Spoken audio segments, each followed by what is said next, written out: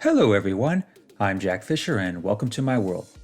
And when it comes to dysfunctional families, TV sitcoms have been a fertile breeding ground for decades. From the Brady Bunch to the Cosbys to the Jeffersons to the Bundys, these shows have extracted plenty of comedy from such dysfunction. That dysfunction manifests in many different ways. And some haven't particularly aged well. Just see Archie Bunker. But some have aged to the point where they hardly seem dysfunctional by today's standards. See the Brady Bunch. But whatever the trends or sensibilities may be in the cultural zeitgeist, we're still drawn to dysfunctional families, both for the comedy and for the insights. Seeing a family that's so messed up, so eccentric, and so laughably over the top, it's both entertaining and cathartic on many levels. It also helps put the dysfunction of our own families into a different perspective. Having watched more than my share of sitcoms over the years, I've really come to appreciate that perspective. And as I've gotten older, I've come to see these dysfunctional sitcom families in a new light. It's not just about the comedy anymore. I also find myself scrutinizing the dynamics behind that dysfunction. When there's more nuance and complexity behind it, I feel like it enhances the show even more. To demonstrate, I like to highlight one especially dysfunctional family from one of my favorite shows, Malcolm in the Middle. And in addition to being one of my favorite shows, it's also one of those rare shows that sets itself apart from other sitcoms. Beyond not having a laugh track or relying on fixed camera angles, it's a show that holds up remarkably well, even by today's standards. And I'd argue that one major reason for this is how this show fleshes out this family's dysfunction. Because Malcolm's family, and all their chaotic quirks, are often defined by brutal cycles of poverty and dysfunction. And as a result, the comedy that emerges is both hilarious and insightful.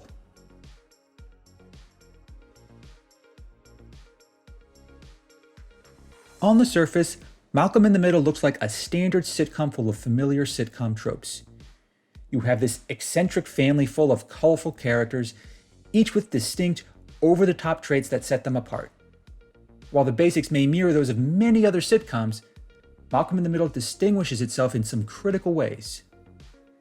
Much of the show is told from the point of view of Malcolm, the middle child of Lois and Hal. Reese and Francis are thick-headed deviants with an impressive criminal streak. His younger brother Dewey, and Jamie in later seasons, do plenty to cause their own unique brand of chaos. And Malcolm just happens to have a genius-level IQ, which further adds to that chaos. His family, whose last name is never explicitly revealed, are the utter antithesis of every happy 50s sitcom family that ever existed. Hell, they'd give the Bundys a run for their money in terms of antics and absurdities. Whereas most sitcom families have some moral anchor to keep them grounded, Malcolm in the Middle has nothing of the sort. Every member of Malcolm's family, from a purely psychological standpoint, is a complete and utter mess. Lois is a rageaholic control freak. Hal is an aloof, oblivious goofball with poor impulse control. Francis, the oldest, is a rule-breaking deviant who never learns his lesson, so much so that he starts the show enrolled in a military school.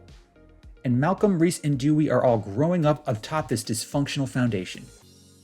And that foundation is neither stable nor secure, logistically speaking. The family lives in a less-than-kempt house. Lois and Hal work menial, dead-end jobs, trapping them in the lowest rung of the lower middle class. And as a result, they're constantly behind on their mortgage, credit cards, and insurance premiums. And every one of their efforts to manage the inherent chaos of their lives rarely pans out. This, by and large, is a perfect storm of dysfunction. You've got a fairly large family full of screwed up individuals, two overworked and underpaid parents, and very little in terms of resources and security. Malcolm's family is basically primed to be dysfunctional, and the show goes out of its way to put them in the worst possible situation to navigate it all. Even when they do manage to make it through a certain predicament, they rarely learn their lessons. Most of the time, their goal is to just get through it and limit the damage. Because that's often their only recourse. Whether it involves Reese hiding a broken leg, Lois conspiring against their stuck-up neighbors, Francis hitchhiking to Alaska, or Hal enlisting a team of bodybuilders. Yes, it gets much crazier than that. Things always get out of hand with this family. and they never completely escape it. And yes, it's often hilarious. But behind the comedy, there are other dysfunctional factors at work.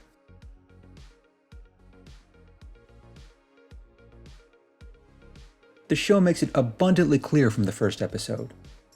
Malcolm's family is not rich. Hell, you could argue they're barely middle class. While they have a house and both parents work, it's hard to claim this family is living the American dream. They may not look impoverished on the outside, but much of their family dynamics is informed by poverty. The extent of that effect isn't clear at first, but as the show progresses, we learn just how Malcolm's family ended up in such a messy state of affairs.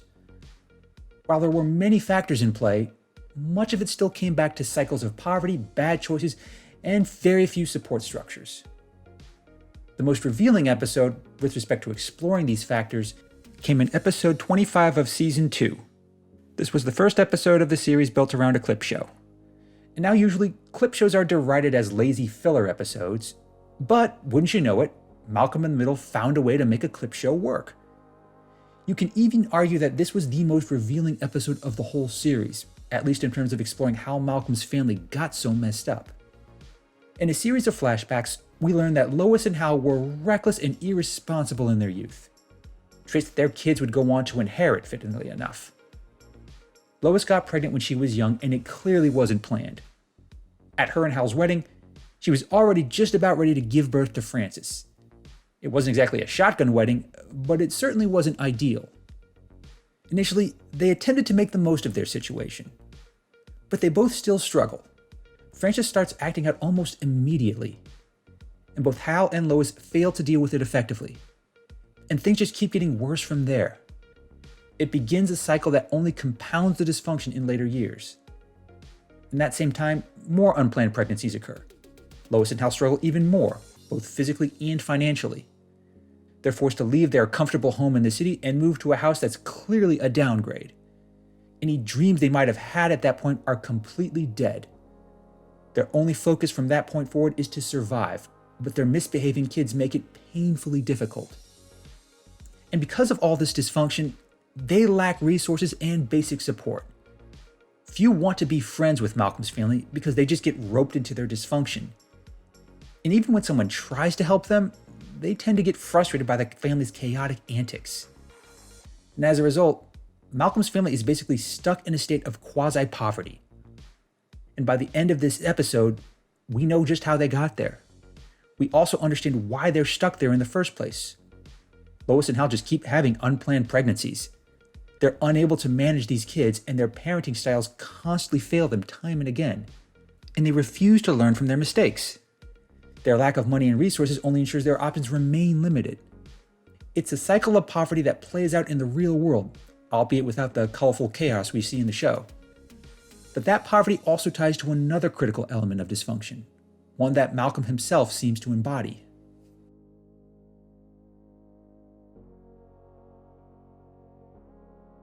In addition to being the main narrator of the series, Malcolm is also a bona fide genius.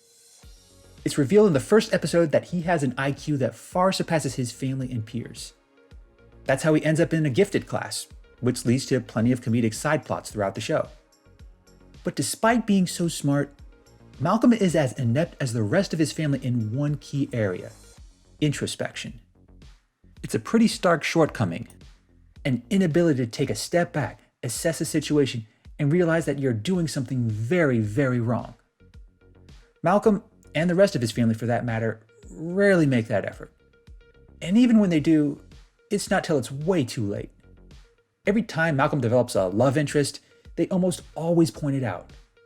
One of them even flat out says, "All you do is bitch." And his first reaction is to claim that he bitches just the right amount for someone in his situation. And again, he's supposed to be smart. But the rest of his family is no better. In many hilarious escapades, that lack of introspection leads to some insane escalations of their antics. In one particular episode, a woman accidentally dings Lois's car, and her reaction, rather than just accepting that someone is being an asshole, is to crash her car into hers. Hal also escalates things in his own quirky way. In one episode, he helps Malcolm's friends build a robot. But for Hal, it can't just stop at building a robot. He keeps taking it further and further until eventually they create a robot with a remote control bee cannon, which naturally ends up with Hal covered in bees. It is quite possibly one of Bryan Cranston's best acting moments outside of Breaking Bad. Then there's Malcolm and Reese's constantly getting back at one another during a trip to a water park. One pranks the other pranks them back, and it just keeps going and going, neither one of them willing to be the bigger person. That's not to say their antics are always destructive, although that is the most common outcome. Dewey's effort to build a Lego city is impressive, but he still goes overboard, taking things to an extreme that no reasonable person ever would. And like the rest of the family's endeavors, it ends in a messy disaster, literally. And even when the family does try to come together and make up for something that went horribly wrong, it can result in more chaos. Like the whole family fighting a team of clowns chaos. Yes, it really does get that crazy, and again, it's hilarious. But it's also indicative of the family's serious deficiencies in terms of dealing with their situation. It's not that they're trying to cause chaos and dysfunction. To them, this sort of thing is normal for them. It's just how they operate. They lack the necessary self-awareness to realize that this is not a normal that's worth maintaining. But they keep on falling into the same traps. Even Malcolm, the genius, fails to see it. On top of that, they often act as though they're not the ones who need to change. Even without the necessary introspection, they still face so many problems, and these problems have to have a source. But if they're not willing to blame themselves, what or who do they blame?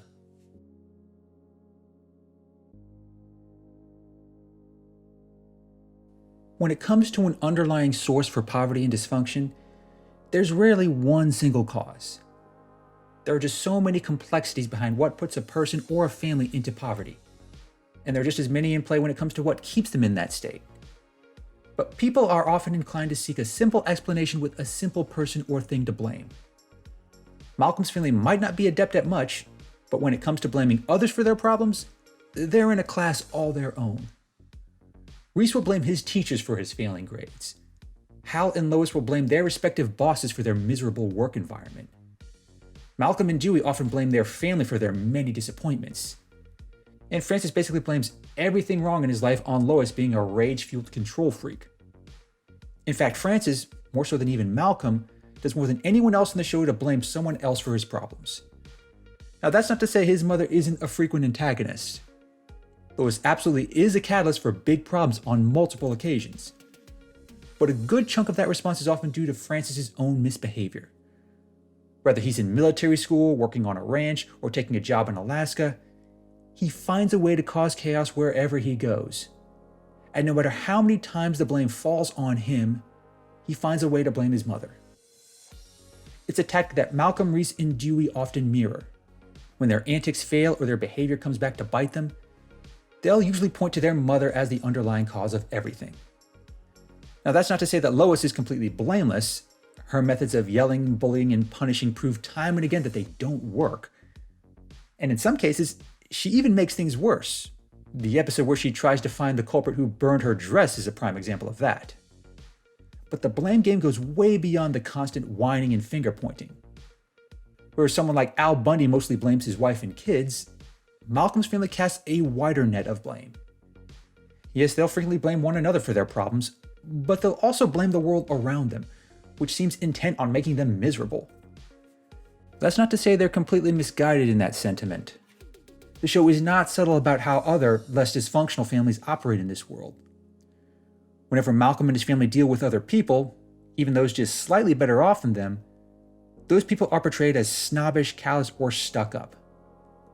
In the same clip show that explored Lois and Hal's past, a jogger just casually runs by while Lois goes into labor on her front lawn. Even though everyone reacts differently to their dysfunction, there is an overarching theme throughout the show. Most people generally look down on Malcolm's family. And in one episode, it's revealed that the whole neighborhood even holds an annual celebration whenever Malcolm's family is out of town. To some extent, it seems like they're right to blame others for their situation. However, that same lack of introspection I mentioned earlier complicates this simplistic view. There are other complications to consider. Malcolm and his family often find themselves in messy predicaments, sometimes due to circumstances and sometimes due to their own actions, but their status as this impoverished family, when nobody wants to help or assist in any way, it does factor into their dysfunction. And in the rare instances where they do enjoy some amount of money or luxury, Malcolm's family shows that they can get along. In one episode, Malcolm, Reese, and Dewey manage to get a hotel suite, and while enjoying the amenities provided, they're actually decent to one another. They all get along. They're generally happy. Just being in a better environment seems to make them behave better. But as for others in that environment, they seem intent on not letting Malcolm's family join them. In Season 4, Episode 3, one of the show's best episodes in my opinion, we find out that Hal's family does have some wealth. But they all look down on Lois. They make it clear that she doesn't belong and they generally treat her like crap. The boys, despite trying to get on the good side of their rich relatives, don't let that stand. The way they handle it is definitely one of their finest moments. It's also a clear middle finger to that part of society that looks down on lower class people like them. While satisfying, it also highlights the show's somewhat darker message surrounding family dysfunction and poverty.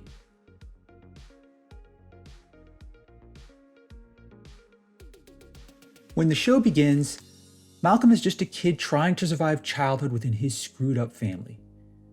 But as the show progresses, he grows into this awkward young teenager just trying to survive this larger screwed up world, and his family constantly undermines that effort. It's a messy and colorful journey, but along the way, his fourth wall breaking narrations often fall into similar patterns. His family is messed up.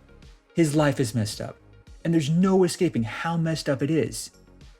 No matter what he or his brothers do, whether it's figuring out what to do with an abandoned diving board or escaping an active artillery range, there's never a larger lesson to learn. Like other sitcoms that paint a bleaker picture of the American dream, Malcolm in the Middle depicts a family that's resigned to their status. Like the Bundys in Married with Children, they all just seem to accept that this is who they are. Lois and Hal are two hard-working adults who got screwed over, both by the system and their own actions. And Malcolm and his brothers are just a bunch of miscreants who can never stop breaking rules or defying authority. Like I said before, this is their normal. Even though it makes them miserable and poor, this is just life for them.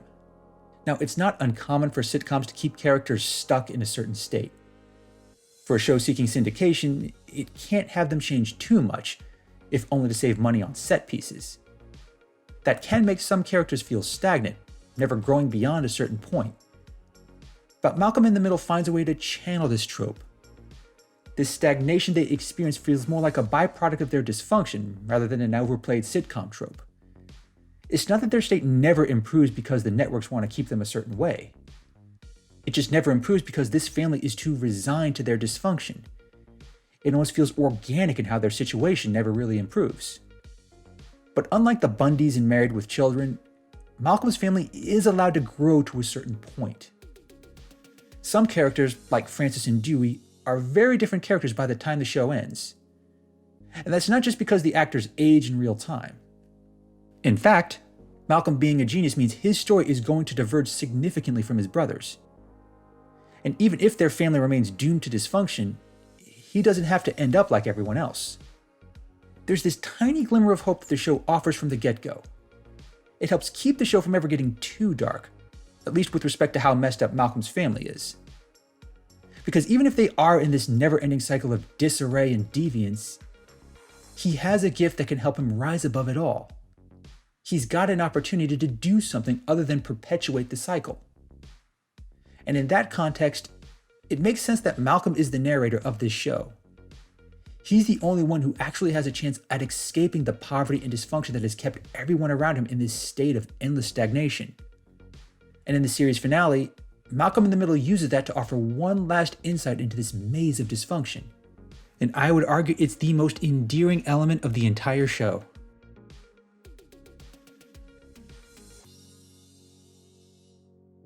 Now, when it comes to series finales, sitcoms are often hit or miss. Just ask anyone who's still bitter about the Seinfeld finale. Now, in general, the last episode is just there to tie up loose ends and throw in plenty of fan service. But Malcolm in the Middle dared to offer its own unique message in its finale. In this final episode, Malcolm is set to graduate high school as a genius valedictorian. He's already got every Ivy League college fighting to admit him.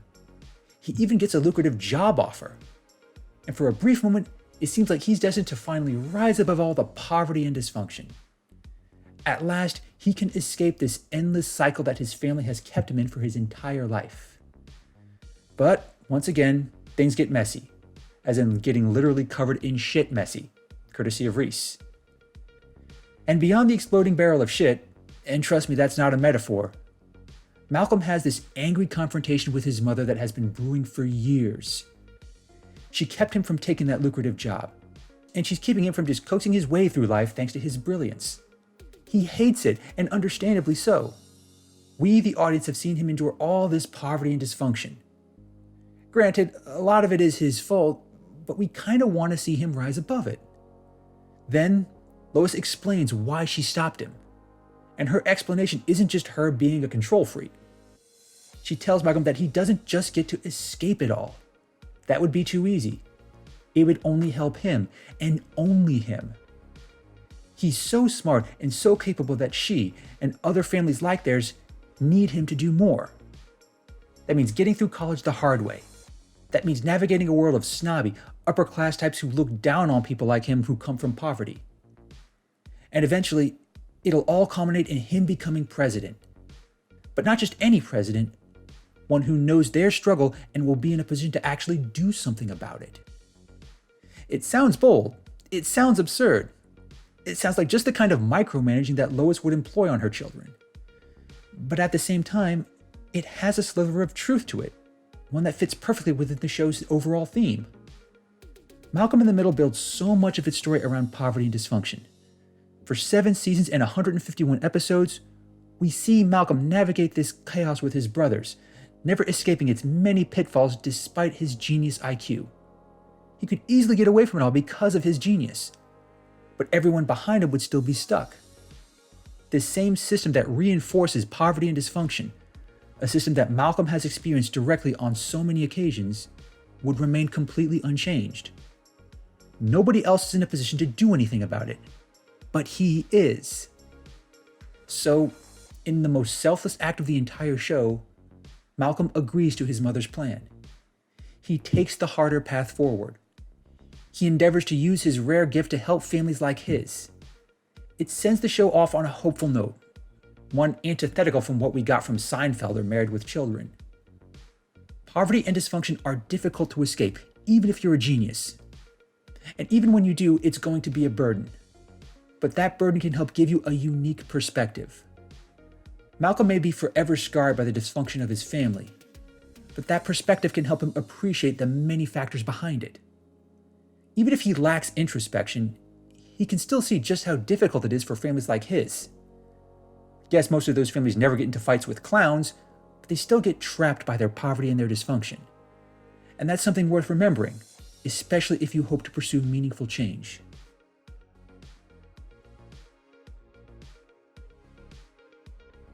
There are just so many things about Malcolm in the Middle that make it one of my favorite sitcoms of all time. In terms of comedy and characters, it's one of those rare shows that has only gotten better with time. It's still funny, and its themes are still very relevant. There's also a unique charm to its quirky, over-the-top brand of humor. I would even argue that the larger messages of the show resonate even more today than they did in the early 2000s. Poverty and dysfunction among families is still prevalent. Outside the world of sitcoms, people still endure many hardships. Malcolm in the Middle explored these hardships in its own hilarious way. There were times when you couldn't help but laugh at how utterly screwed up these characters are, or how screwed over they tend to be. But unlike the Bundy family, you also can't help but root for them. Now that's not always easy, mind you. Malcolm's family is responsible for much of the destruction they cause. But at the same time, they're also victims of circumstance. Their dysfunction leads them into poverty, and their poverty just reinforces their dysfunction. It's self-perpetuating, and it escalates to hilarious extremes. Looking back on the show, I often find myself wondering, is Malcolm's family dysfunction a cause of their poverty, or is it just a result of said poverty? How much is one responsible for the other? It's difficult to determine, even for a sitcom family. The answer often lies somewhere in the middle, which is all too fitting for a show like this. And by the end of the final episode, we're all left feeling a little more hopeful. Even in a dysfunctional world full of poverty, inequality, and teenagers with poor impulse control, there are opportunities to rise above it all. For some, you have to be a genius.